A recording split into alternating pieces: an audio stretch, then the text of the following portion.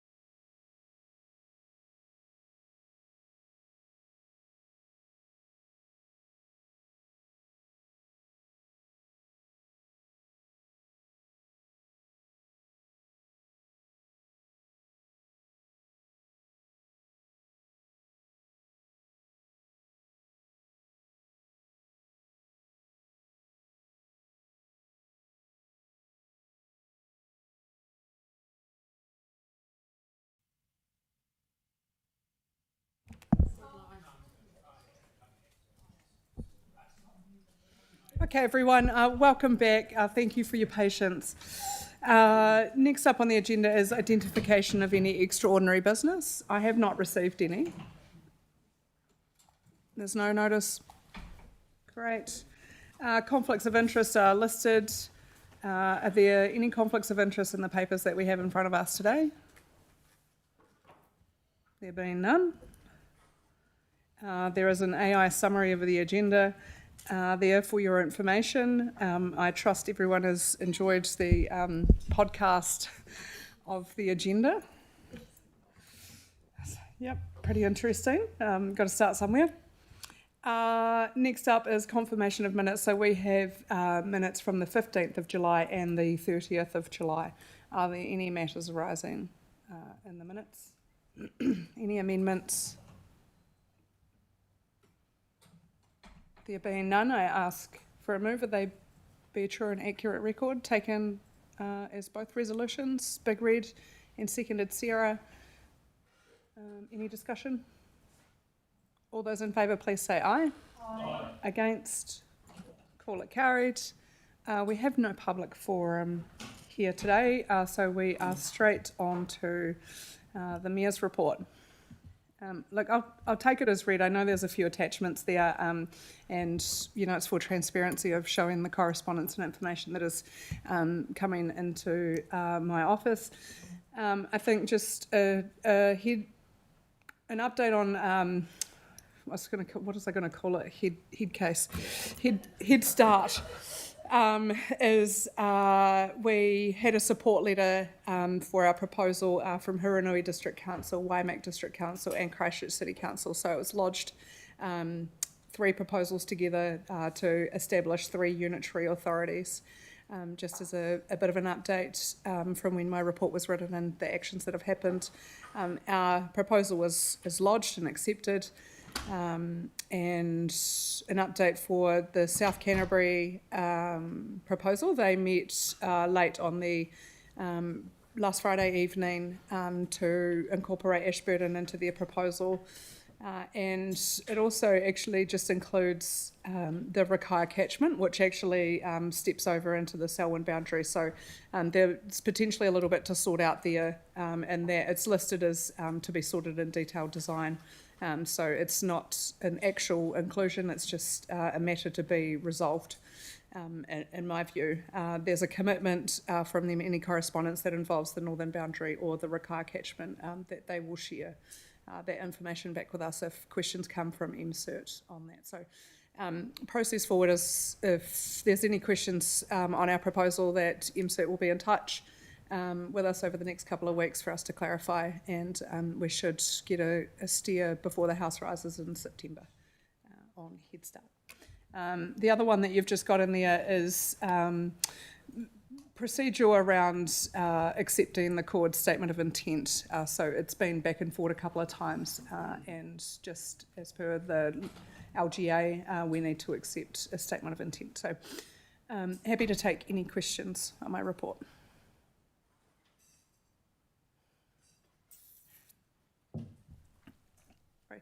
The Timaru Rakaia thing, why? Why did they want to take the Rakaia? Was it to do with the gravel reserves and things like that? Or, I mean, why would they want to be taking on the risk of the bridges and those scenarios? My understanding is that it was to include Ashburton into their proposal. They saw too much risk in them going into the backstop, and so that was the decision that they have made down there. They'd taken the Rakaia catchment into consideration, and so it's not saying this is our definite boundary that we want, but because it is part of Ashburton, there's a bit of a nuance to sort out in that space. So is that more? That's more up in the headlands, up in the headwaters. Yeah. Okay. It is. Yeah. Thank you. Yeah. Yeah, and I think one of the other principles that formed their proposal was they did take a bit more of a catchment-based approach, which is also reflected in South Canterbury and North Otago and how they've treated the Waitaki district as well. So I think they've just mirrored that approach at the north end of their proposal.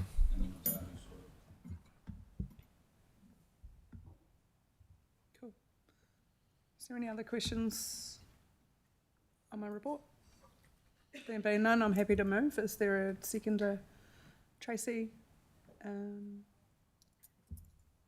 Is there any discussion? There being none, all those in favour of accepting the... Oh, Sam, you're very quick.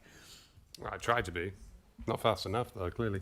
So I was of the understanding that no proposal could be presented without the blessing of those in the proposal. So just to clarify, we didn't give consent to Timaru or their amalgamation partners to absorb part of our boundary, did we? No, and I think it's not necessarily a rule in the Head Start criteria. It's more of a value. And so I guess that... A good example of being a decent human. That's the... Well, I mean, look, it's fair to point it out. It's a nuance that needs to be sorted around catchments. And I think we recognise that, you know, there are some more discussions that need to happen around how do we deliver for our rivers and catchments, which is something that we've pointed out in our proposal. Does Timaru have anything we'd want? No.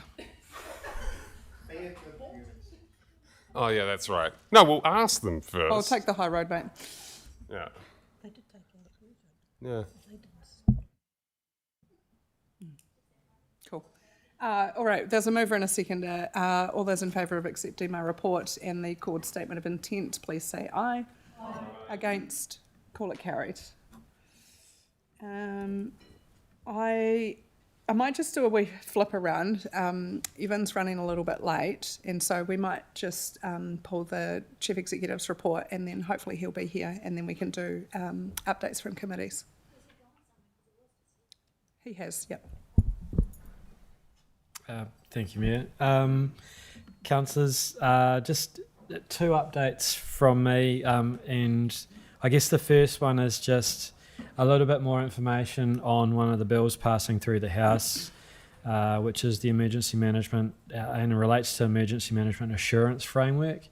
So again, this is another one of the steps which is ensuring that local government are doing their job in the full range of civil defence and emergency management functions to ensure that we're prepared in the event we have another event happen. And so probably the key there is just noting that there is going to be a consistent national assurance framework, but the other key change there is it's now going to be the accountability of chief executives to report against that assurance framework.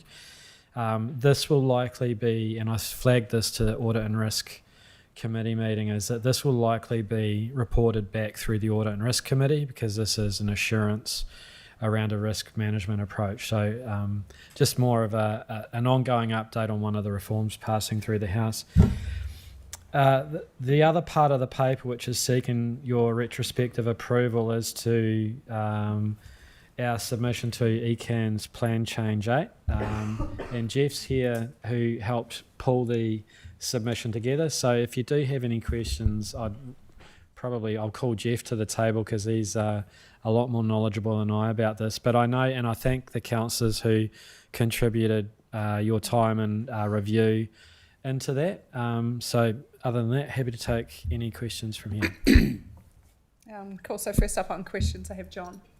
Yeah, just in relation to the emergency management and looking ahead, would just be keen to see how the emergency management legislation, when it's passed, what effect that does to the council's resource consenting department in relation to the approval of subdivisions, given particularly the flooding issues around parts of the area.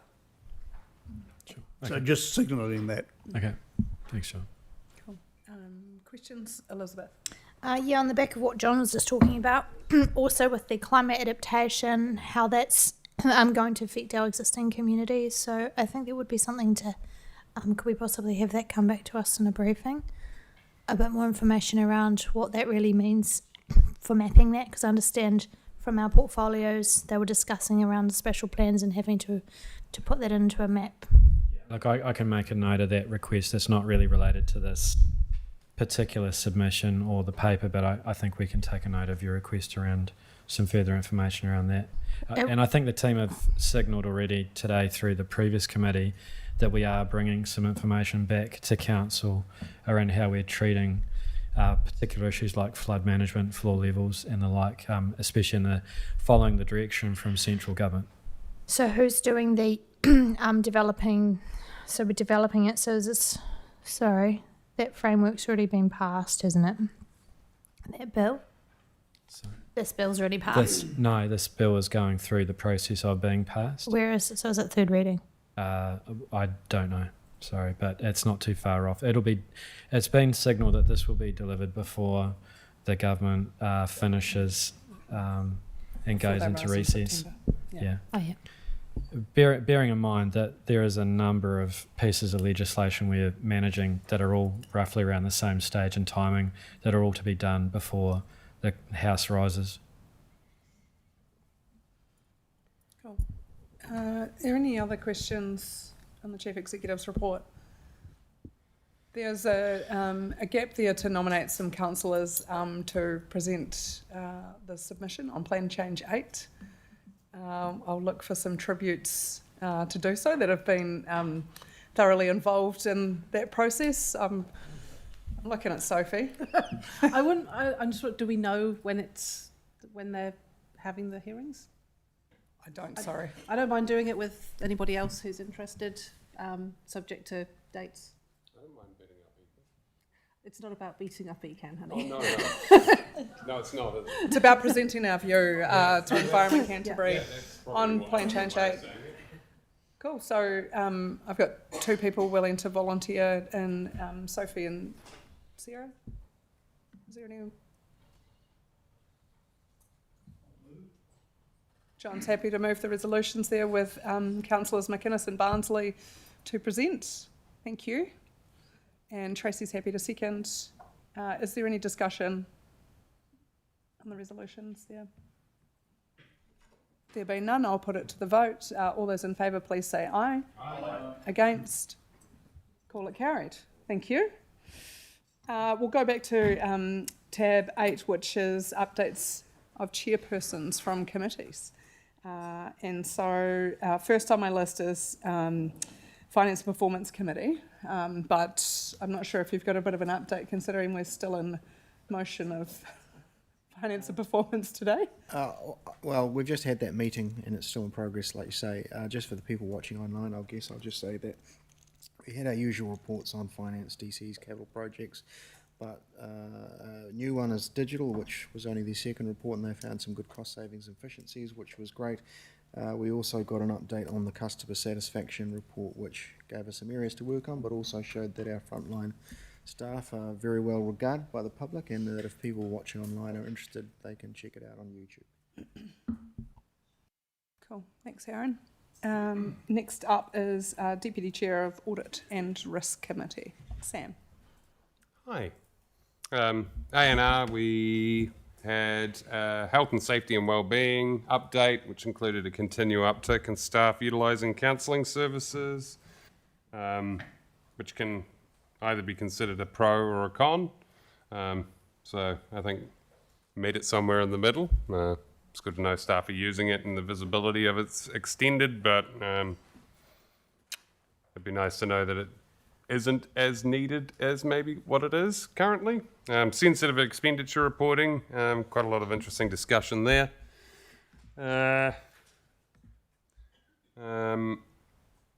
Quarterly Treasury report, building inspection timeframes, that was quite interesting. Media seems to be fascinated in that. Internal audit report and legal and compliance report, but most things seem to be on track and moving forwards. Thank you. Thank you, Sam. And you guys are going to develop your forward-looking work plan for this financial year too. You're welcome. Thanks, Sam.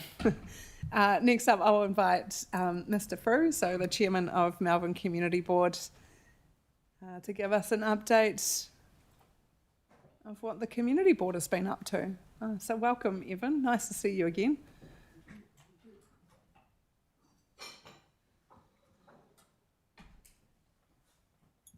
Great, just, yep, there you go. Over to you whenever you're ready. Good afternoon, councillors and board members and staff. Just a brief report from their last meeting of last month. I'll just run through a couple of things. We had a public forum, we had 3 people come, well actually 4, but 3 made it. Another one sort of had a letter there. Now, Zoran Rabvich, he presented to the board exactly what he did to the council the week before, so I'd heard it before. But anyway, he came along on behalf of the Glen Tunnel Community Association there, and really it's duplicating what Councillor Verry's Melbourne Health Forum is trying to do. But they have made some start, and we've invited them to come on board, all right? Now, Harvey Polgast from the Darfield RA put a proposal to get a freedom camping site in the Darfield Domain. Now, the Darfield Domain is one of the main entrances off North Terrace, not far from ITM, and there's already outside, and there's a drop spot there for caravans and camper vans.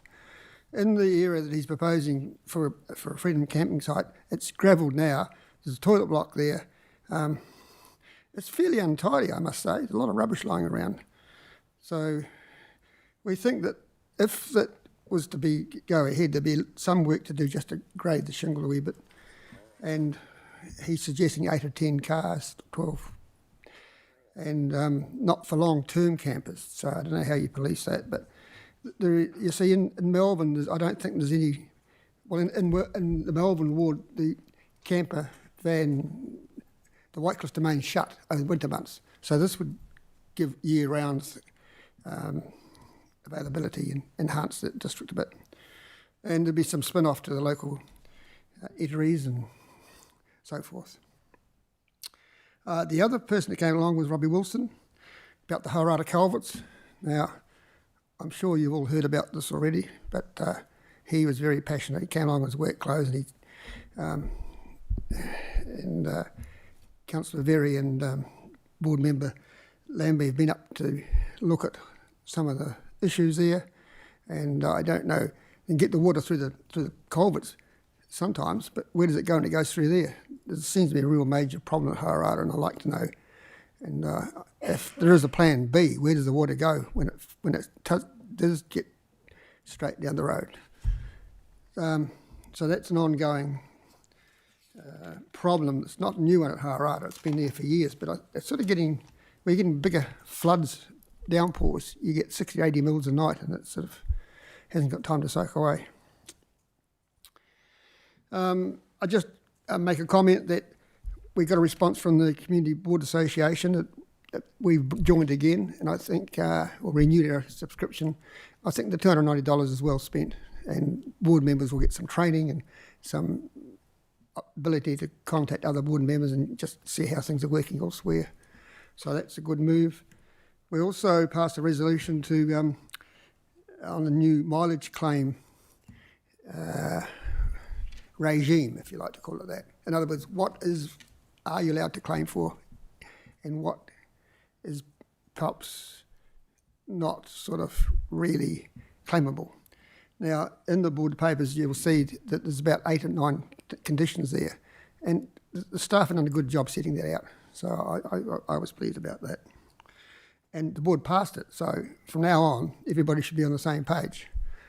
You have to watch this a wee bit. Alan Peacock reported about, from Darfield, the new flags dropping in the village there, some new flags.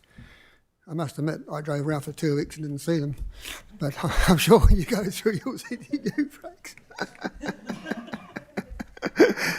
When you actually, there's one up past the bakery, so, but usually when you go into the bakery, you're not looking for flags, you're looking for a parking spot. So anyway, they're going to be rotated around the years. He also reported that he received a reply from Honourable Matt Ducey about the Darfield healthcare, and that all fits in with what we're trying to do. In his report, he had an in-depth look at the funding for the local halls, and particularly the House 3 in Melbourne. Well, it's House 3 in Melbourne that are sort of on the firing block. And he made a point that the income is shown, but it's only the income from hire charges, whereas the $230 of rating property for each lot doesn't get credit to the halls. So I don't know if that's standard practice or just the way it's always been done. Now, just to move on, and Board Member Samuels wrote a report about the emergency management, and she mightn't like me for saying this, but the staff did a great job telling us what to do. But I think people were saying to her, how do we get on? So in other words, it's the emergency team are in charge and the board members don't make decisions. We follow orders. Now, I'm sure this is getting through, but it just takes a bit of doing sometimes. However, the next thing was the Community Service Awards is now closing on the 28th of August this month, and the award will take place on the 29th of October. I haven't caught up on what kind of numbers we're getting, but it's a voluntary thing, so if you're a coach and you're getting paid to do the job, in my view, you don't qualify, but we'll see what comes in. At our last meeting, the interim chief executive, well, CEO now, was away on holiday or leave, and is it Robert Love? Robert? He sat beside me and kept me on the right track. And I was quite pleased about that because, you know, you can wander off a wee bit, but thank you very much. So, and the Kia conservation order about a bylaw is still work in progress, and my understanding is we're waiting on a proposal to come through from the Kia Conservation Trust, and then staff will have another look at it.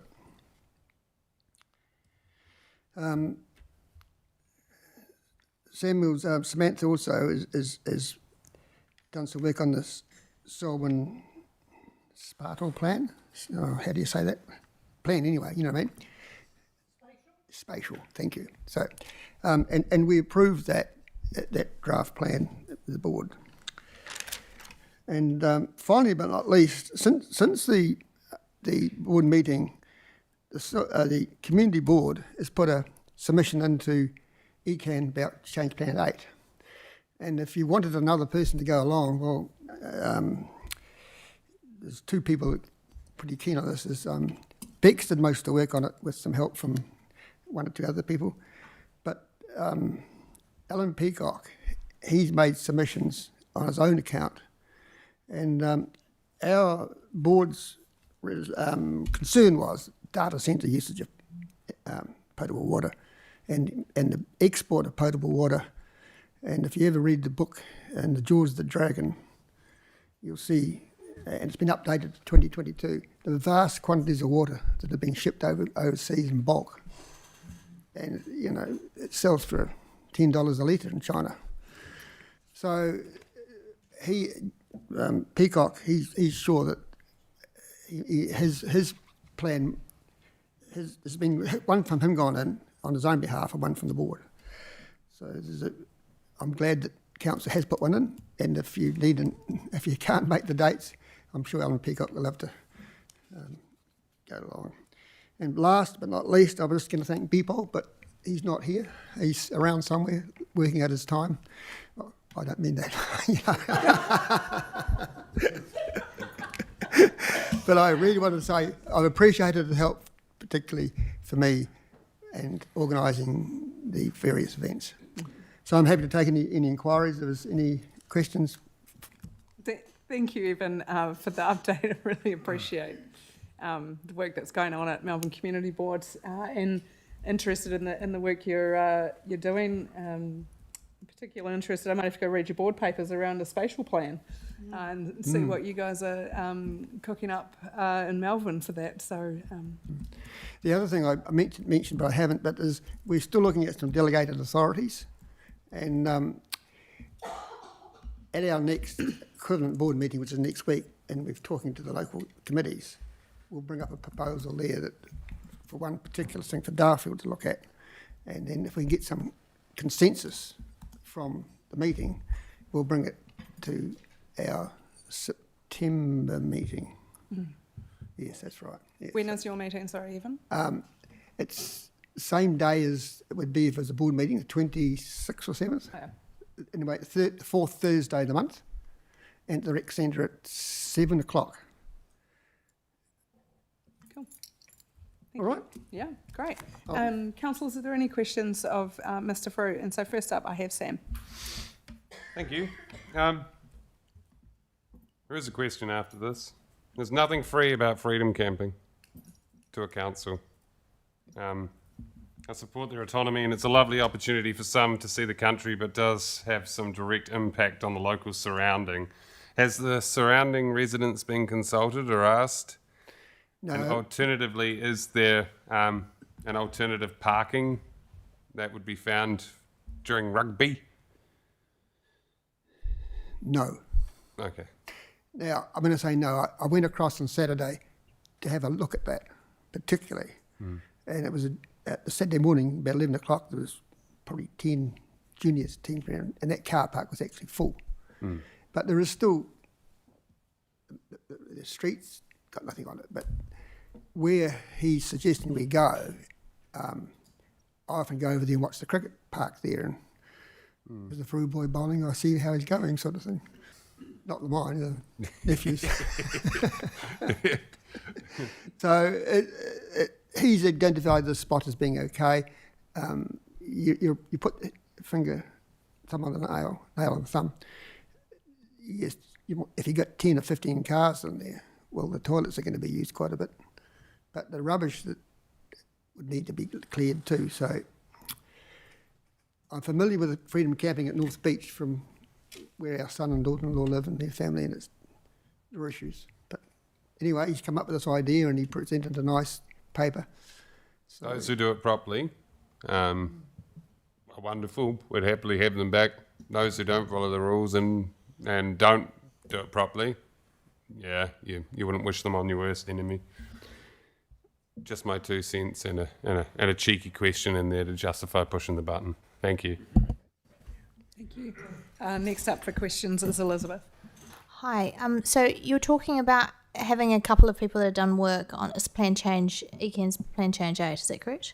yes, So that was for the community board. yeah. So did you guys actually do yourselves put a submission in, but you haven't been selected for an oral submission? I was just trying to get some clarification around. I just I'll ask Councillor Very what exactly happened at Beck's. My understanding is you've submitted it on Plan Change 8, the same as what we have, Yep. and you'll be waiting for your time slot to speak to your submissioners. Oh, yep. Okay. No good. one has their times yet, they've only just Right. gone. Okay. Thank you. Cool. Are there any other... Nothing else for Evan. Thank you, Evan. you, Really Rich. appreciate having you in, and thank you for taking time out of your day That's fine. to come and talk to us. It's nice All to right. have you. Thank you. Thank you, Mr. Frew. Thank you.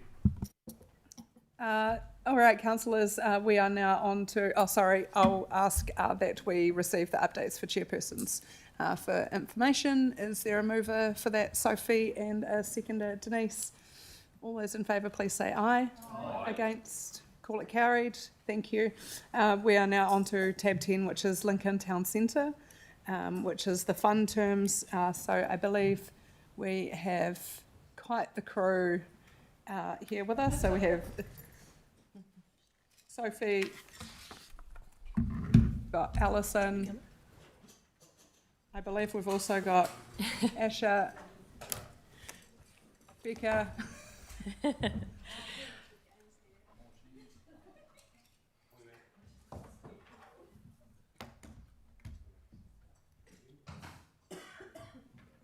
Okay. Cool. I just noting that Big Red has stepped away from the table as a landowner in Lincoln Town Centre. Cool. Happy to hand over to you whenever you're ready. Thank you. So I'll hand over to Sophie and Becca to talk through the detail, but the purpose of this is just to set aside like what we're looking at for this fund in terms of what was adopted in the annual report, the $100,000. So we've got the paper here, we've got the attachment, and we've got Becca and Akshop who can talk to some of the detail. And I'll hand over to Soph who can talk you through the overall report. Thank you. Yes, and we also have David Spriggs here as well if there's clarity needed around the works. And Denise Kidd is over there if there's any questions about the Community Funding Assessment Panel process. We've been working in with Stephanie Banbury, the Community Funding Assessment Panel advisor, around that. So essentially the terms that we've developed align with the standard Community Funding Assessment Panel process, because obviously we're pushing it through the panel. Essentially, this is to give that panel the discretion to figure out how they want to assign the $100,000 fund. Since the agenda was published, there's a couple of points of feedback from councillors that we wanted to reflect, and tabled today we have a revised amendments to the funding schedule. So essentially there was some feedback that due to the uncertainty around the stage 4 works, which might not be until May 2028, that actually it's probably best to leave that out of this funding schedule and just deal with the stage 1 and the stage 2 and 3 works with the fund that's been allocated in this annual plan. In the event that the stage 4 works do become disruptive, at that point when you get to that annual plan you can consider whether you want to allocate further funding. Likewise, we have given some advice in relation to how you might want to divvy up the 100,000 between the different stages. In the report, we recommended a 75% and 15 and 15, I think it was. What did I say, 70, 15 and 15. But essentially, it's up to the council to determine whether you want to put any required ratios on how the panel is to allocate that funding. There has been some feedback actually that it might be better to leave it up to the discretion of the panel. So the amendments that you have in front of you, we've reflected that in there, that if you accept the amendments, that it would be up to the panel to decide whether to allocate the full 100,000 on the stage 1 works based on the information that the panel receives on the funding applications. So essentially we don't know how many applications will be received and for what value. So if you accept the amendments, it would be up to the panel to decide based on the information that they get before them when those applications are made, whether to allocate the full 100,000 or whether to hold some back for the stage 2 works at that time. So that's reflected in the amendments there, and then also I'm recommending an amendment to Resolution 2 just to acknowledge that these amendments have been made. Yes, happy to take any questions. Cool. Okay, we'll go for questions. I think the only thing that I've really got to say is thank you to the councillors and to the staff that have put the work into this. I know you've managed to turn it around quite rapidly. In a short amount of time. So look, we really appreciate being able to get this up into this meeting so that we can progress with this fund. So questions, I've got Elizabeth. Hi, I'll just get straight into it. So you've got here that it's a one-off fund that I accept, but how many times are they able to apply for the fund? I take it again, you only apply once? So that would be up to the panel to determine. So we've put in there in the eligibility criteria as to who can apply. You could apply in the stage 1, and if there is further disruption that the business experienced as a result of stage 2 or 3, they could apply again, and it would be up to the discretion of the panel to decide whether or not there was enough evidence of further disruption from the later stage of the works. Sure. So the original fund that we had, which went to the landlords, from my readings here, there were 2 landlords that applied for that, and they received grants. One was for 4 grants and one was for 3 grants. That's been paid out. Do we have assurance that those funds were then passed on to the tenants? So they've already received, and we have information on who's received that, and that will go back to the funding panel before they make decisions again. So I think, Elizabeth, there's 2 things in play here. So the monies that you're talking about have gone back to the landlords through the rates remission policy. We've had assurance from the landlords that those monies have been transferred across to the tenants. And I think in total, actually correct me if I'm wrong, 16 different businesses in Lincoln. So this is a different one altogether that sits outside of a rates remission policy. Okay, so we're not going to factor in the rates retribution into the decisions made here at all, just completely leave them separate. So that could be something that the panel could take into account if a business has received a rates remission through their landlord already. That could be taken into account by the panel, and I imagine we would recommend that it would be. Yep. Okay. Goes to the overall eligibility criteria. Yeah, I agree. Thank you for that. Great. Next up's Tracy. Yeah, same thing as Elizabeth, but it's just slightly different. I think it should be more overtly written that the rates, that those businesses that have received the benefit of a rates remission, that ought to be taken into account. I think just more explicit, because committees change, personnel change, and I think it would be quite a substantial unfairness if it wasn't taken into account. So perhaps my suggestion is that we have it more overtly within this rather than leaving it to the discretion. It doesn't mean that those people can't get money. It's just taken into account when somebody who's had nothing, if the fund is running out of money and somebody's had nothing, somebody else got a rates remission, that they ought to consider it. That's just my view on it. Thank you. Absolutely. So we can actually add an additional in the assessment criteria. So under 9, we would add a sub-paragraph there, essentially saying that if any rates remission was received, that this would be taken into account in the amount awarded. Thank you. Great. Great idea, Tracy. I think it's good for clarity. Yeah. Sarah. Cool. Thank you. Awesome work on this. Love that it's we're close to getting it up and running. Just wondering about sort of the length of time that a business can claim for. Is there sort of a top and tail to that? Is it sort of a particular period of time that they have to show that they've been affected for, or is there quite a lot of discretion around that? So that's essentially in the funding available section of the funding schedule, talking about the demonstrated decline in turnover. Essentially, we would leave it up to the business to pick what period they have experienced that disruption in, and our finance team would then assess that evidence and do the comparison. So obviously also the finance team would be available to assist any applicants if So they it's had not a any particular questions. number of weeks, it's sort of up to them to decide. Cool. And what about if a business, obviously stage 1 is fairly set in stone already, but for stage 2 or 3, if a business hasn't been up and running for particularly long, they don't have the previous year comparison, is there sort of some flexibility in there with us being able to, because at the moment they need to prove their loss against the previous year, so if they were in play. Yeah, so if they were already up trading before the works disruption but can't prove the previous year.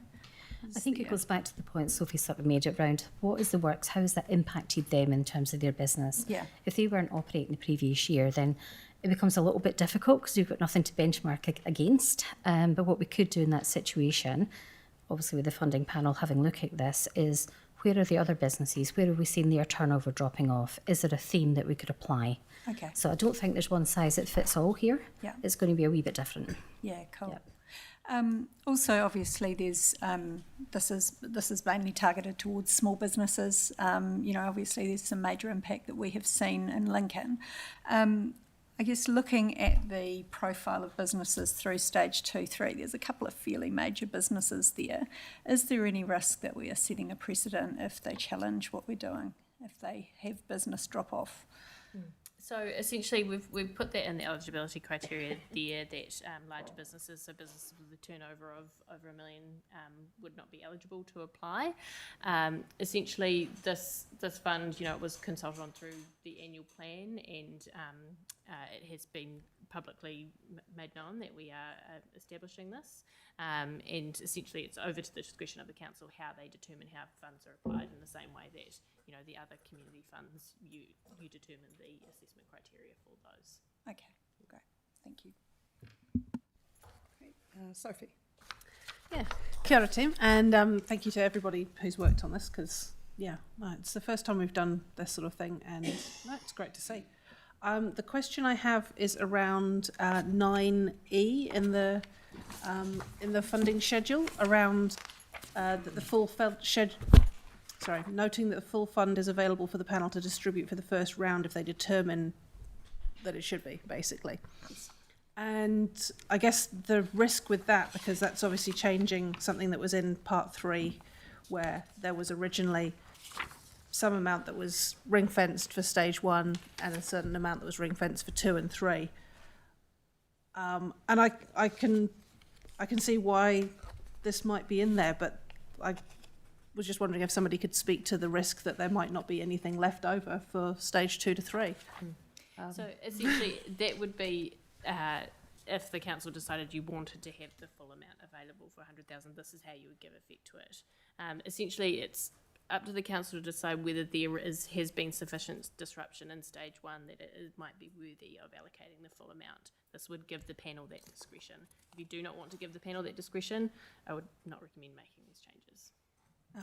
Just wondering, anyone from the panel who's been working on this, would the intent be, any other thoughts?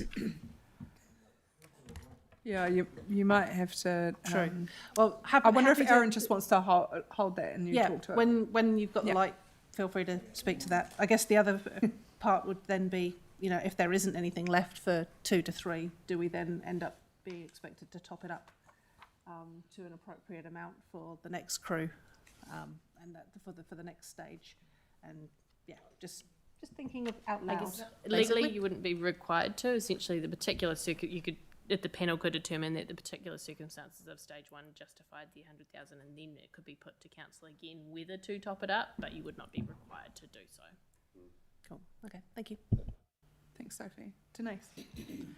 Yeah, thanks for. I know we've hassled you, but on the schedule here, it's got its applications will be open on the 14th of August, which is in 2 days' time. So are we set up ready for that to happen?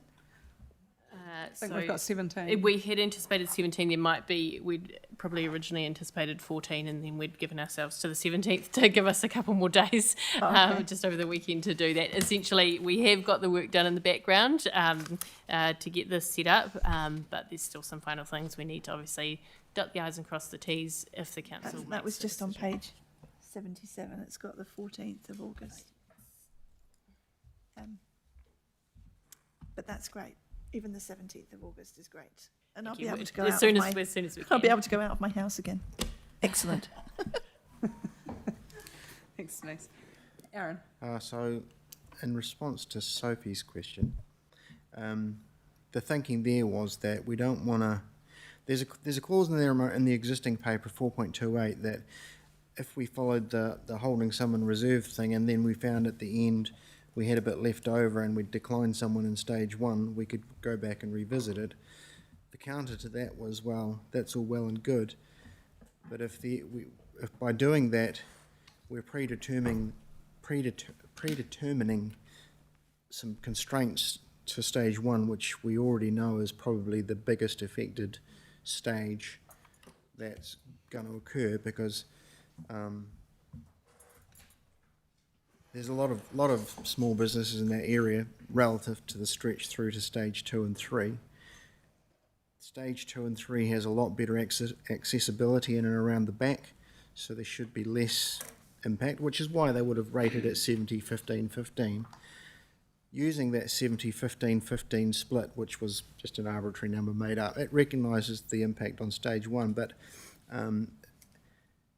if we went down the avenue of saying, well, let's leave it up to the panel to look at the evidence before them and weigh out where they think the allocation should land, which doesn't mean they will allocate 100, but if they chose to, the most we would be on the hook for that other 15% would be about $21,000. So in order to save $21,000, you're risking some small business not quite making the cut of the first scenario, having to battle through for another year or two, come back and say, oh, you've got a little bit of money left over, please consider me.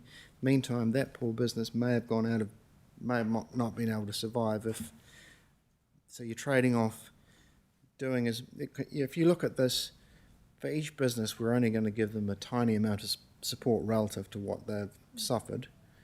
So my view is that we should not constrain the panel to make a just-in-case decision and put some to the side that they may or may not need at the risk of these poor businesses who have already suffered a real loss, not a future loss at stage 2 and 3, haven't yet incurred.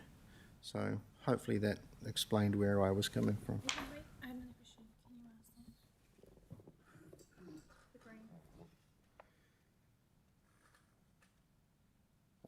Elizabeth would like me to ask you guys, can the businesses collect the required paperwork from the Lincoln Library?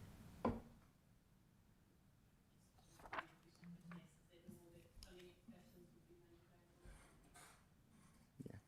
just thinking about it from a kind of security and what happens if something doesn't transfer in security, but we can certainly look into it from a practical.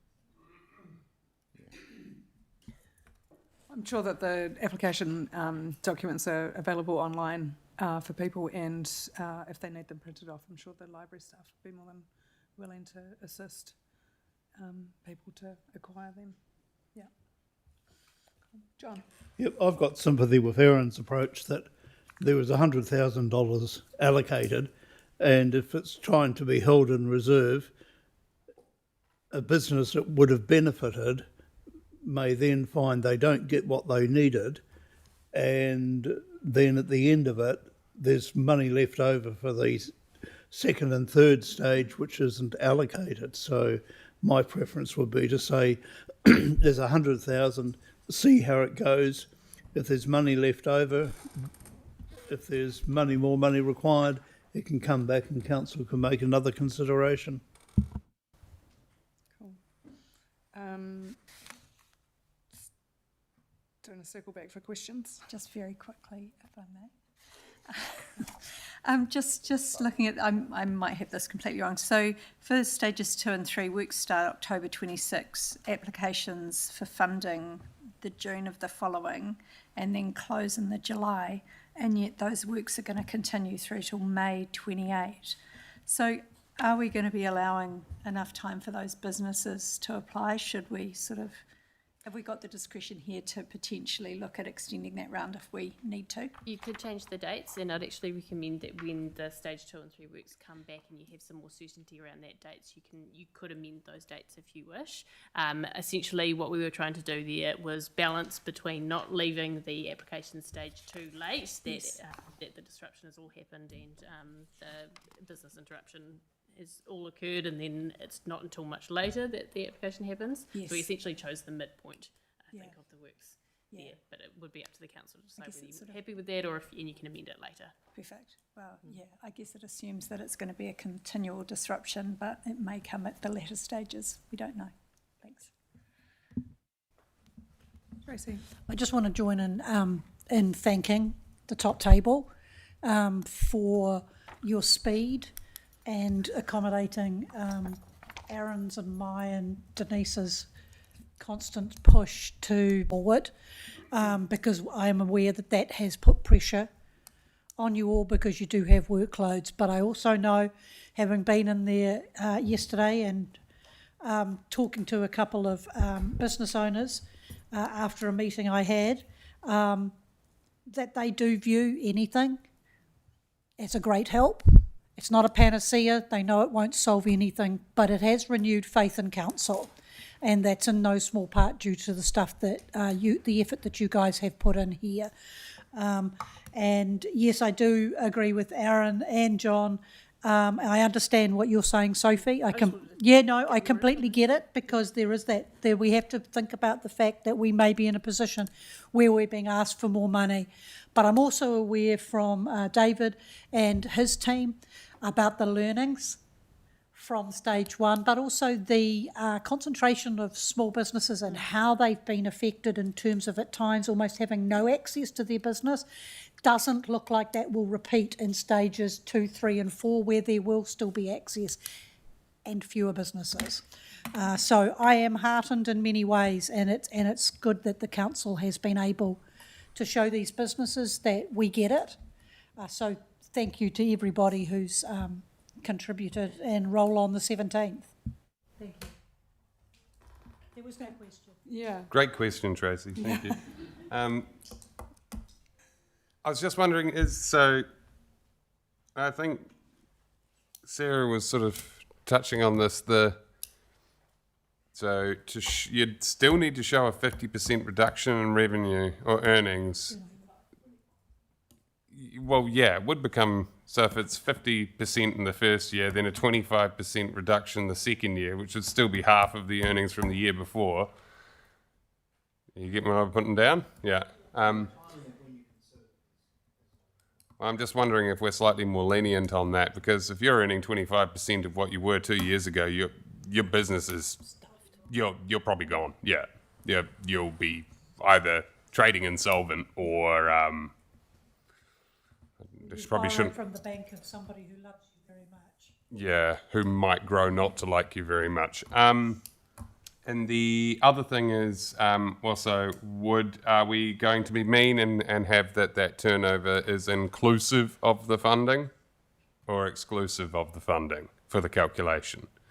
So, say hypothetically, you wouldn't include the funding in. They've in got the to show calculation. P&Ls and. I'm saying for the second year. Say you apply for the first year, you get a funding grant. No, we're not going to. I just wanted to ask, because it would seem a bit mean kicking somebody while they're down if we denied them for the money we gave them. Thank you. Thanks, Sam. There've been no other questions. There's some resolutions up there. There's just, if you see on the screen, there's just an addition, which is subject to amendments that have been tabled in the report. So I'll ask for a mover of 1 through 4. So moved Aaron, seconded Sam. Is there any discussion that people need to have on this? First up, I've got Elizabeth. I mean, Sam's just raised a really good point. We've put quite specifics in there around who can apply for the funding, and do we need to have the discretion of the board rather than they can only apply if they meet that criteria? There could be some amendments to the funding schedule if you did want to add that additional discretion. We could say that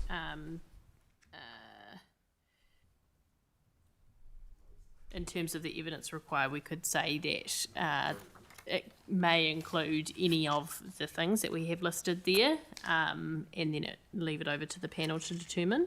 Yeah, I think you made some really good points, and I think that's worth us having that strong consideration. 3 encompass that?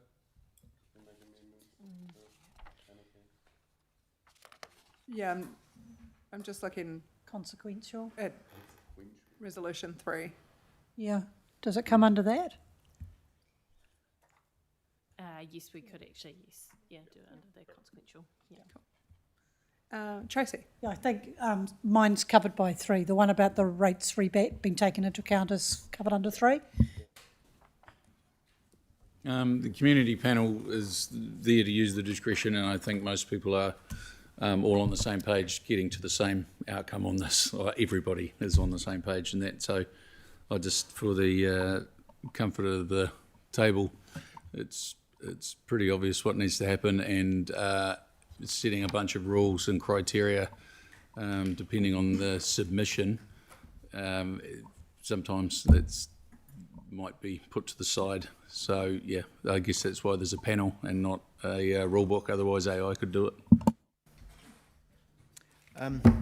Thanks everybody. Thanks team for, like Tracy says, bringing this quickly to us, because we do want to get it out in front of the businesses. I'm sure as we go through this process of stage 1 allocations, there might be some learnings that we can take into stage 3, but we have the time to do that, so it's great that we can just move forward on that. Thanks very much. Cool. I agree, Aaron. I think there's probably things that we will learn along the way. This is new for us, and there will be a reliance on the funding panel to bring to us what are those learnings, are the things that you're seeing, what are the changes that you might like to see, because if there needs to be any changes, actually the panel can give a recommendation to council. to make any changes that we might need if it's incorporated into policy. So, yeah, I think, this is a pretty big step for us and something quite different. So thank you everyone for thinking outside the box on this, and look forward to seeing the applications come in. So there's a mover and a seconder. There's no other discussion. We'll put this to the vote. All those in favour, please say aye. Aye. Against? Call it carried. Thank you. Team, that takes us to the end of public meeting today. There's a few papers in PX. So I just ask that we have a mover that we go into public excluded, John, and a seconder, Sarah. All those in favour, please say aye. Aye. Against? Call it carried. Thank you.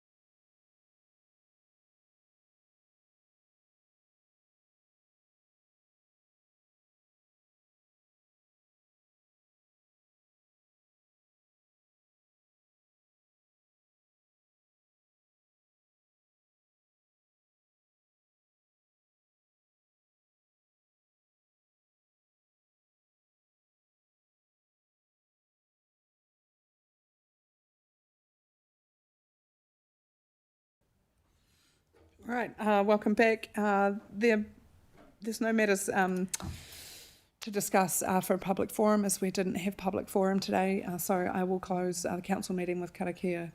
Unahia, tapo, kia wātia, ai, kua wātia. Thank you everyone for joining us today.